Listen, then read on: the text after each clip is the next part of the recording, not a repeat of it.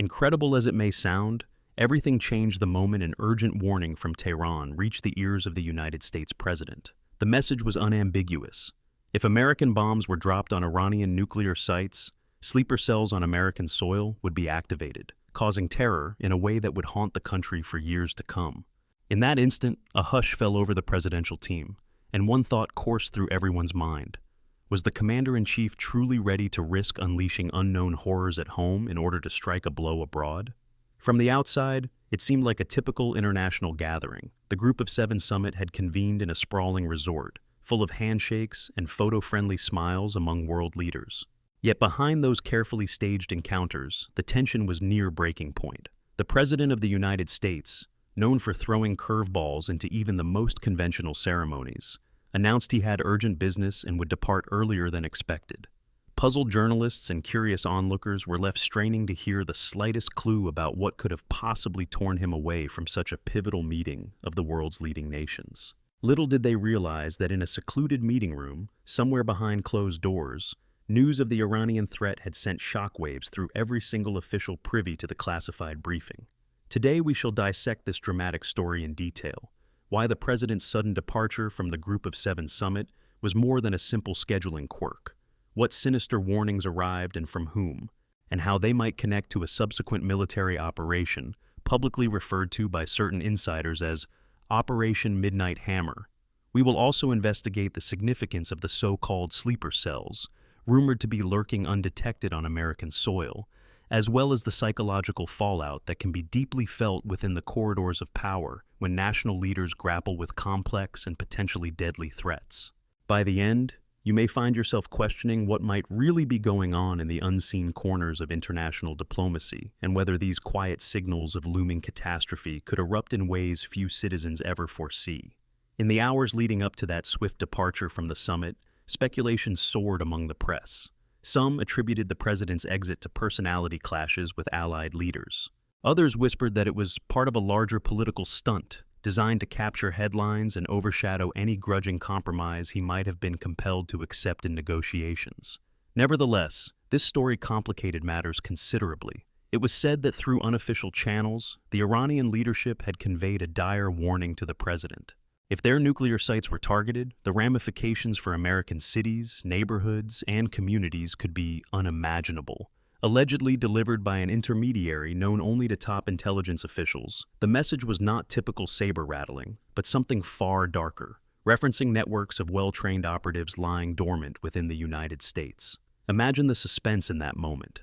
If the content of this message were true, and if the Iranian threat had real substance, then a single order could incite panic and violence both abroad and at home. In the midst of speculation over the authenticity or exaggeration within the Iranian warning, the sense of duty among intelligence advisors grew stronger by the minute.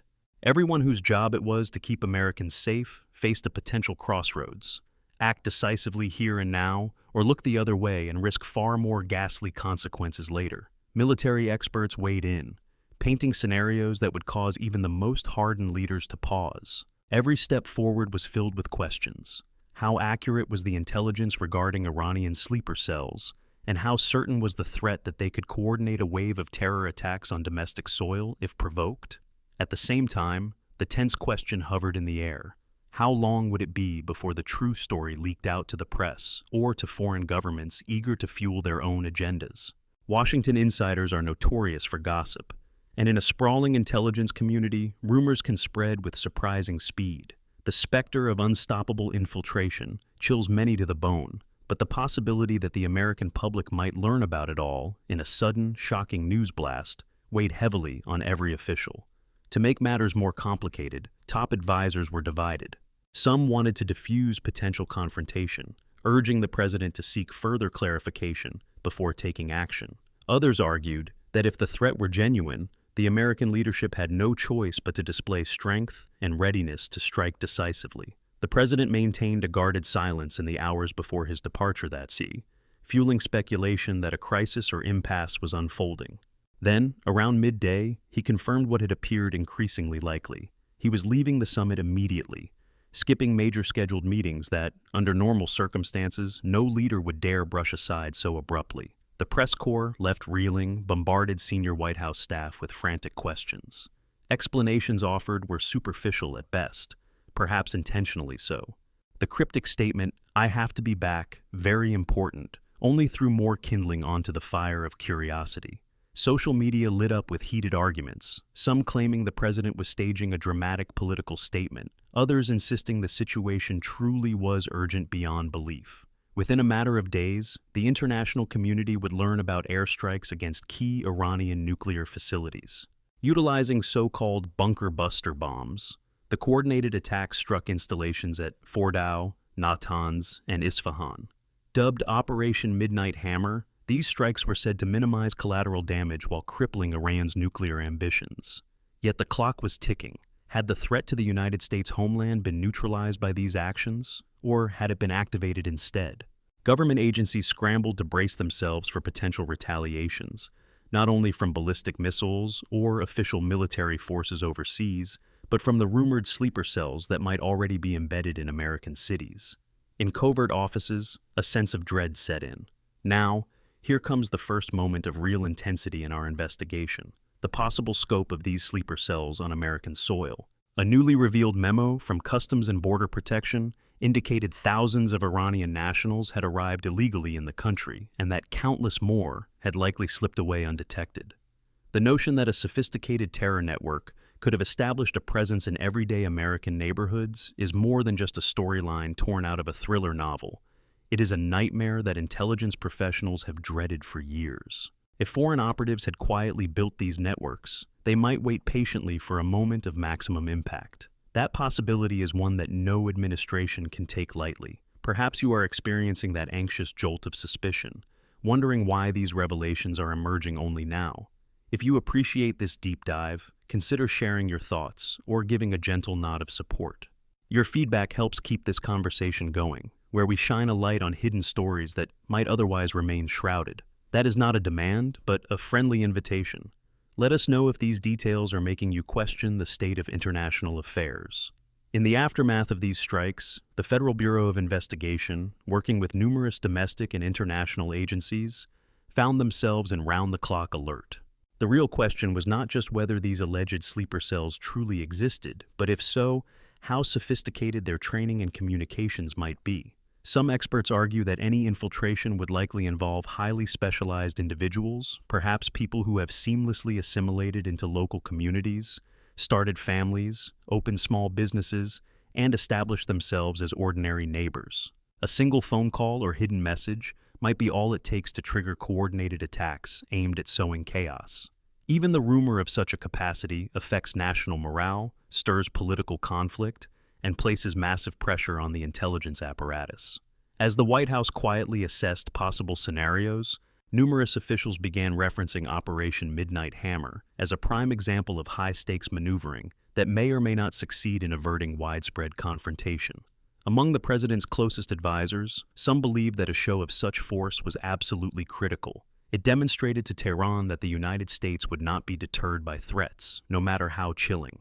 Others, by contrast, feared that hitting nuclear installations in Iran had effectively lit the fuse on a powder keg, and that if even a fraction of the rumored sleeper cells mobilized within American borders, the consequences could be dire. Meanwhile, the public was left to speculate in the flurry of conflicting reports and incomplete official statements. Of course, we cannot ignore the broader history that shaped this moment. Ever since the assassination of Iranian General Qasem Soleimani in early 2020, tensions between Washington and Tehran have soared to alarming heights. The killing led to a barrage of protests and anti-American rhetoric, and some believed it had awakened a new generation of potential extremists. The existence of networks loyal to Iranian Revolutionary Guard leaders has long been frenetically debated among intelligence officials, and after the strikes in Operation Midnight Hammer, those concerns skyrocketed. Some wondered if the elimination of key Iranian operatives in the past had served only to accelerate the infiltration of sleeper elements. There are also those who point to a pattern in the White House's approach, suggesting that every major crisis becomes, in effect, a test of how far the president is willing to go to assert dominance. Could these decisions be shaped by the urgent counsel of certain intelligence branches?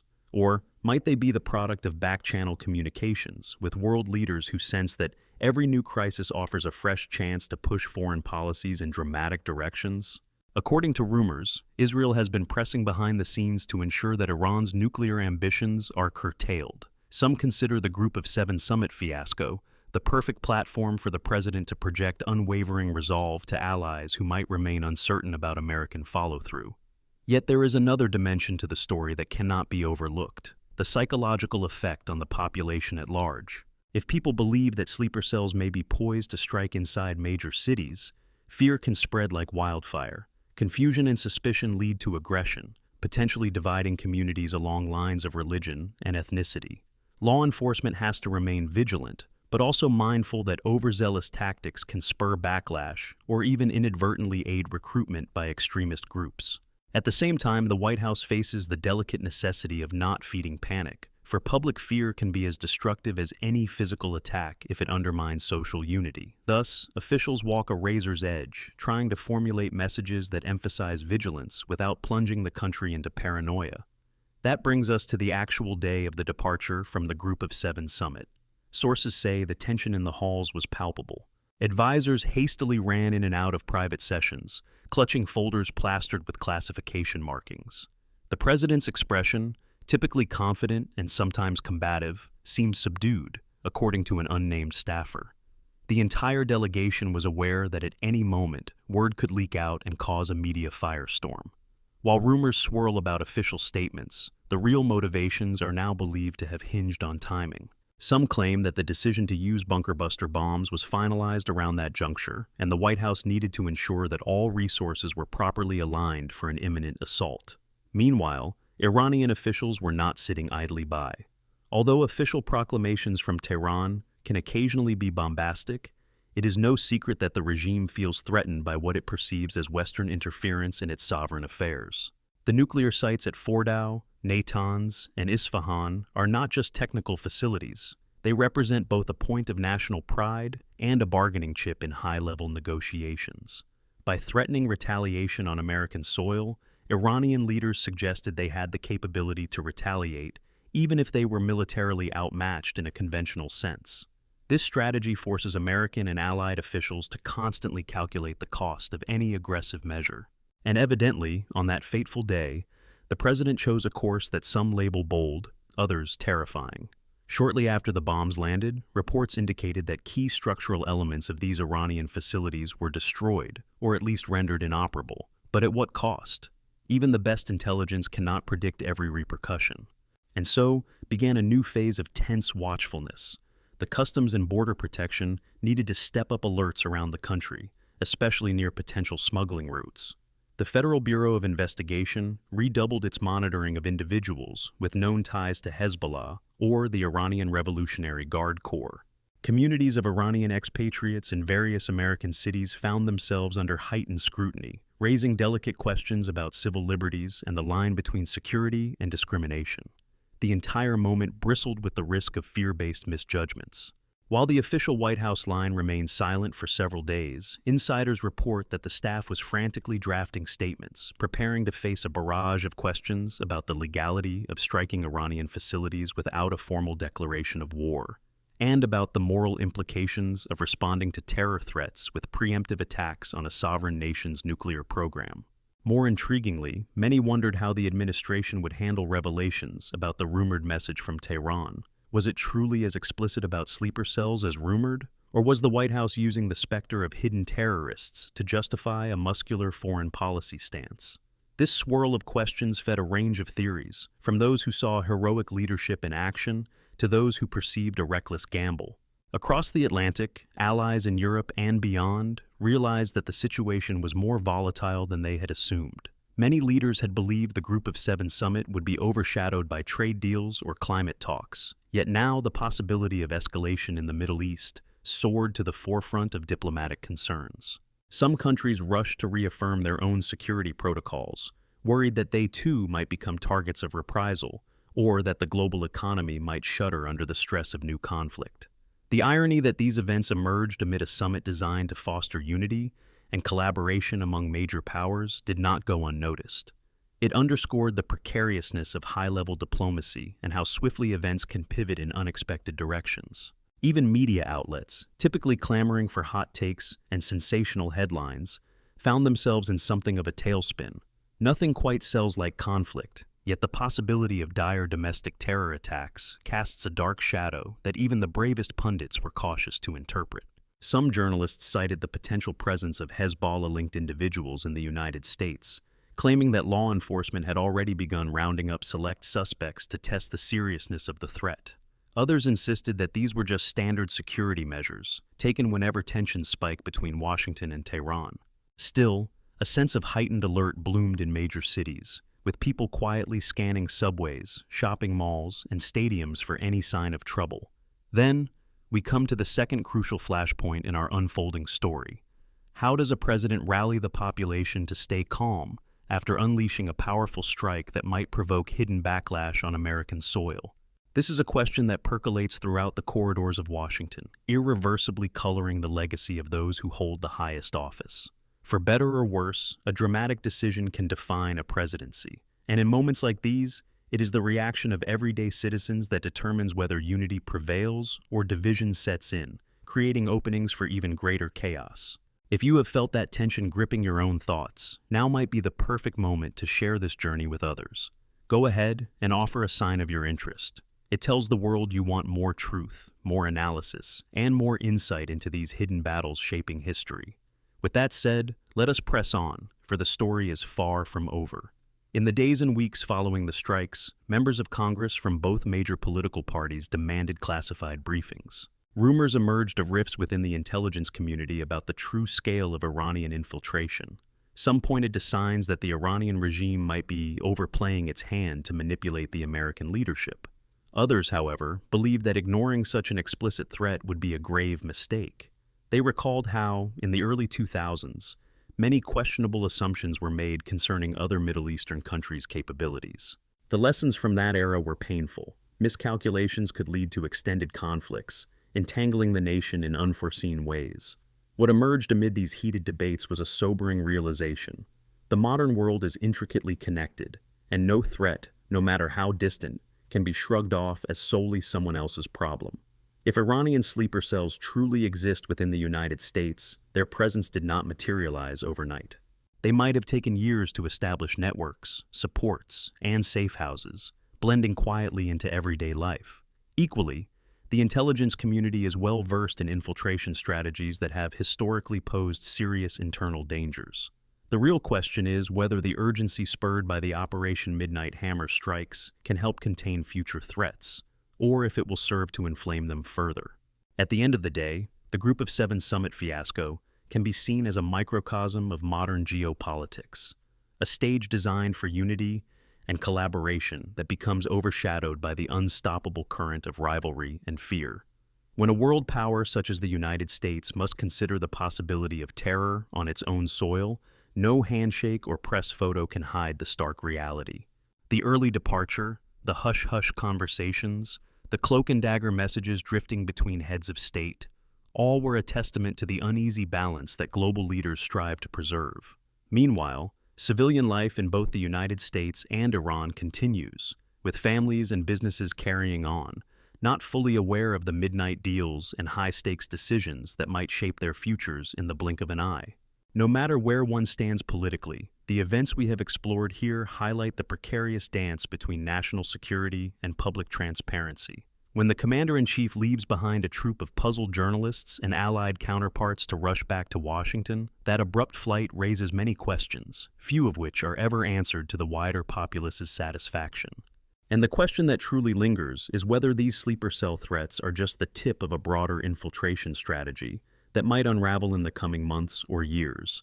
If so, the aftershocks of these decisions would be profound, potentially shifting the entire global power dynamic. Whether Operation Midnight Hammer was the right move or an unnecessary provocation remains an open debate. Certainly, some intelligence officials feel the strikes were a necessary blow to quell Iran's nuclear ambitions. Yet the harsh truth is that striking nuclear facilities is rarely the end of a conflict. It often signals the start of a new, shadowy phase that can be more dangerous and unpredictable. As the dust settles, we are left to wonder whether the rumored threat that triggered everything was truly neutralized, or if it merely slipped deeper into obscurity, awaiting its moment to resurface. Faced with that uncertainty, leaders may feel compelled to exert control by ramping up surveillance and domestic security measures, but at the risk of eroding public trust. One thing is certain: the notion of hidden adversaries living next to unsuspecting citizens taps into a fundamental human fear that can never be trivialized. In the case of Iranian sleeper cells, if they do indeed exist, the moral and psychological consequences of preemptive strikes weigh heavily on everyone's mind, from the highest offices of government to the man or woman on the street. Elected officials and intelligence agencies must operate in a realm of shifting morality, balancing the known with the unknown, the possible with the probable. And while it might be tempting to reduce the story to a simple good versus evil narrative, the truth is far more complicated, layered with decades of Middle Eastern history, Western involvement, and a tapestry of cultural misunderstandings. Thus, we arrive at the heart of the matter. The president's abrupt departure from the Group of Seven summit emerged as a catalyst for one of the most intense foreign policy gambles in recent memory. Behind every handshake and official photograph, there lurked the haunting knowledge that a single miscalculation could wreak havoc across continents. And though the Iranian threat loomed large, it was the threat within that captured imaginations. Sleeper cells, shadows on suburban streets, silent watchers waiting for an order from half a world away. Whether that phantom revealed itself, or whether it served as a final deterrent that helped shape a dramatic policy decision, remains a fascinating mystery. But for all who listened, that day marked the beginning of a new phase in the global game of brinkmanship. Thank you for taking this journey with us, unraveling the labyrinth of motives, intelligence warnings, and high-level decision-making. Remember that your voice matters too. If this story gripped you, consider passing it along so others can immerse themselves in its many layers. The deeper public understanding is, the less likely we are to be blindsided by events that catch us off guard. History is written not only by official documents, but by the communal awareness that shapes future leaders, future voters, and future alliances. Let us remain vigilant, stay informed, and keep our eyes open for what may lurk just beneath the surface. With so many hidden forces at play, staying engaged could well be the best defense in these trying times.